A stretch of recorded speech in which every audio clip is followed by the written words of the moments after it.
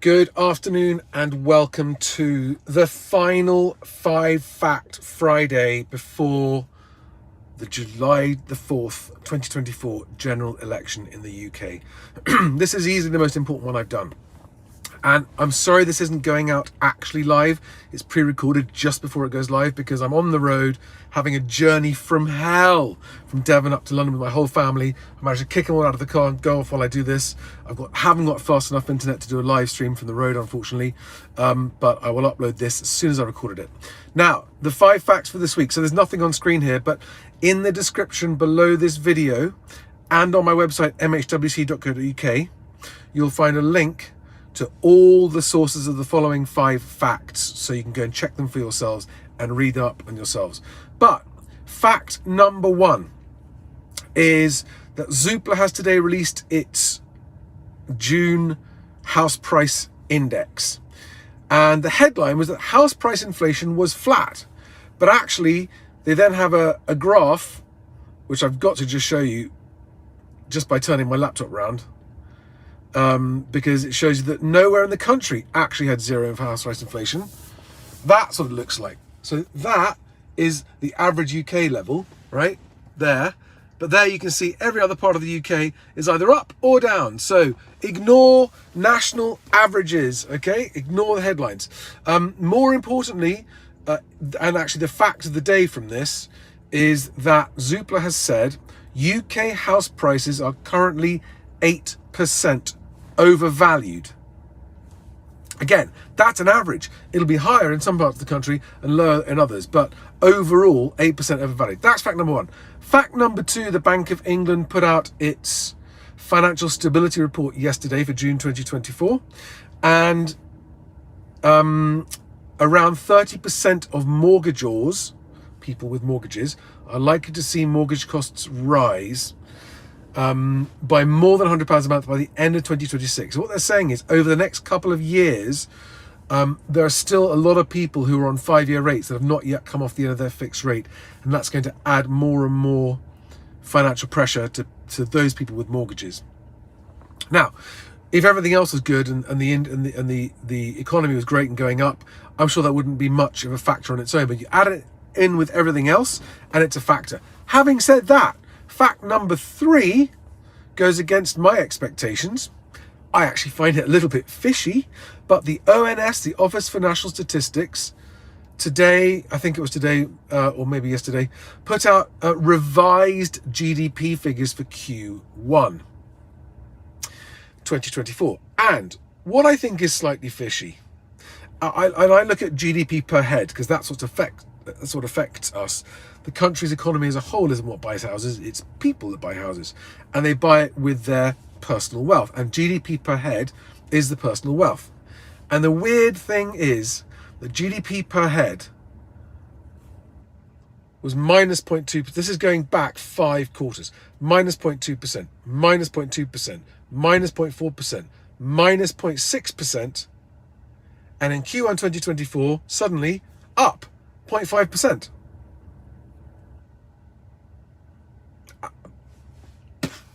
I am not aware of any reason why the overall average. Now, perhaps it's to do with, no, because that was even before the tax rises came in, wasn't it? Before the minimum wage was increased and that kind of stuff. So I am absolutely bewildered. They say it's an estimate. This is actually a revised estimate. I am bewildered at the fact that suddenly in Q1 2024, we're all apparently a bit better off, but still lower than it was a year ago. Anyway, I've linked to it below. Go and look at it for yourself. Make up your own mind. That's fact number 3. Fact number 4. Bloomberg this morning published its updated poll of polls. All right. Hang on a second. I'm just going to show you this quickly. Sorry, my computer's being very slow. Here we are. So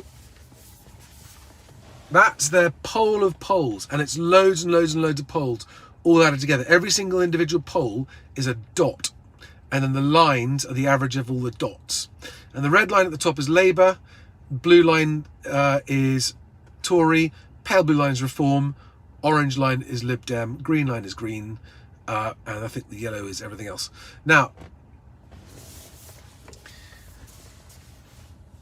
the point here is that Labour, according to all of the polls, are going to have a runaway landslide victory and probably the biggest parliamentary majority in the history of British politics. Right?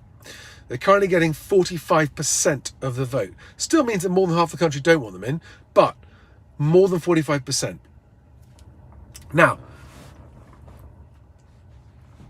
this brings me on to point number 5, but in between general elections, there is basically nothing that we, the public, can do to influence housing policy. In between general elections, there is nothing we, the public, can do to influence housing policy. It is widely accepted that the housing market is in the worst state it has been in living memory.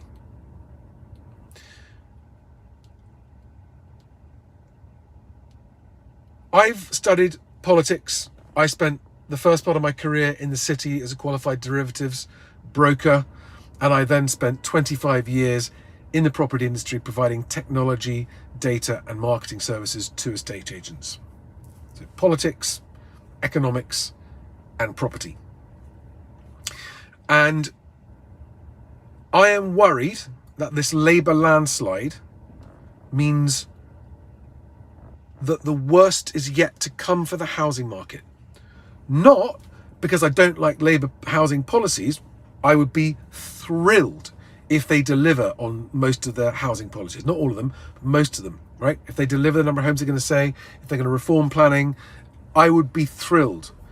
But for the same reasons that the Tories didn't achieve anything in housing, except, it must be said, the Renters Reform Bill, Leasehold Reform Bill, not Renters Reform Bill, they didn't do that. The Leasehold Reform Bill, they did manage to squeeze that in at the very end. It must be said, that was an important achievement, a small but important step in the right direction.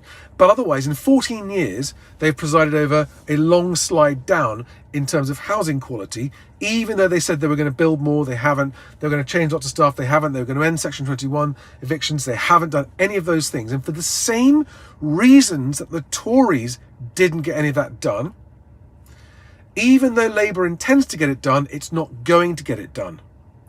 And for that reason, I think that a landslide Labour victory is the worst possible outcome for the housing market.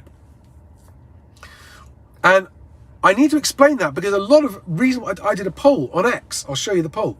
I did a poll on X asking, if you're voting Labour, what's the reason that you're voting Labour? Is it because you've always been a Labour voter? Is it because you're a former Tory voter and this is a protest vote? Or is it just because you genuinely think, actually, that it's the best option? Sorry, hang on a second. Oh, I had it and I've lost it. I want to show you this. It's really important, and it comes on before fact number 5. Bear with me. Here it is. If you intend to vote Labour, why? And ignore the 4th option because that's for everyone that's not voting Labour, right? But the first 3 options. I've always voted Labour, 4.5%. Protest vote, former Tory, 6%. I just think Labour is the best now, 28.2%. So actually, if you ignore the 60% at the bottom, you're talking about that's like 80 or 90% of people saying that they're going to vote Labour think it's because it's just the best option now. And that is not an unreasonable assumption if you don't study politics and if you don't study macroeconomics and if you don't know the ins and outs of the housing market and why we have such a bad housing crisis. It's a perfectly reasonable assumption to make. Can't be worse than the Tories. They say they're going to fix everything. The Tories have broken everything. Obviously, then we have to vote Labour so they fix everything. That is going to be the biggest mistake this electorate ever makes, in my opinion. And fact number 5 of today's 5 Fact Friday is that I am so passionate about changing people's minds who think that Labour are the solution to the housing market's problems, that I'm going to do a 60-hour ultra marathon live stream starting at midday on Tuesday the 2nd of July and finishing at midnight on Thursday the 4th of July after the polls have closed. 60 hours straight, debating anyone and everyone who wants to debate the housing and the election insofar as it relates to housing. It is not a political debate about the parties. It's only for people who are voting to improve housing. So if you're choosing to vote for whoever you're voting for non-housing related reasons, it's an irrelevant live stream and it's not for you. But if you care about housing, if you care about the fact you can't afford to rent or buy a home, or the one that you can afford isn't a nice place to live, and you think you and your family deserve a better place to live, and you think that's one of the most important things in the election, then this live stream will be for you. And I'm going to be inviting, I've already had quite a few high profile people asking to come on and debate this with me during this 60-hour marathon live stream, when I am going to try and swing the election all on my own. I want to try and get my live stream to go viral. I want to do it to get people to think twice. I'm trying to get the people who perfectly reasonably think that voting Labour is going to be good for the housing market, and I would like the opportunity to change your mind. My chances are close to 0, but I have to do it. Otherwise, I can't even take myself seriously as someone who cares about the housing market. Politics is 99% of the good and bad about the housing market. Everything about the housing market was decided politically. Every policy about bank lending and mortgages and housing and help to buy and council tax and renting, and all these policies were just political decisions. And the number one reason that the housing market is in such a terrible state at the moment is because of political failures, multiple long list of political failures. And I want to discuss them with everyone that wants to discuss them, and I want the chance to change your mind. And I hope that we can maybe just make enough difference to change the mind slightly and not have such a massive Labour landslide. I'm not anti-Labour. I have voted Labour twice myself in the past, but I don't believe that the incoming team, the Starmer-led team, I don't believe they have what it takes to overcome the dysfunction in government and actually get anything done.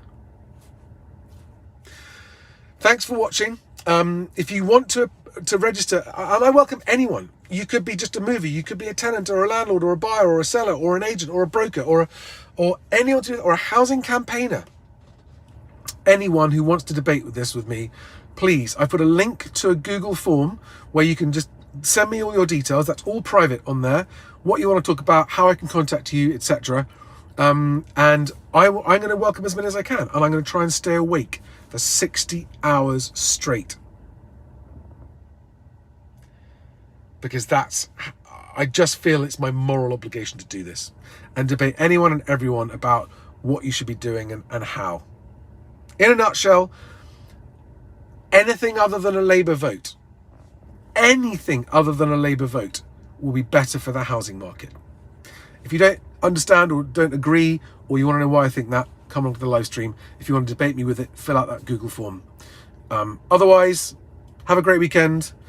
Please remember that elections are our only opportunity to change the housing industry. So make sure you vote in a way that you believe will change the housing industry.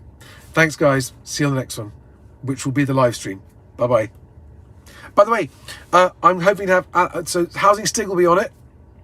I've invited Russell Quirk. He and I actually agree on an awful lot about this, from the politics point of housing.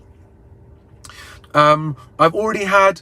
an election candidate from London asked to come and debate live on the live stream, and I'll be welcoming as many people as I can. I hope you make it. Thanks, guys. Have a good weekend. Bye-bye.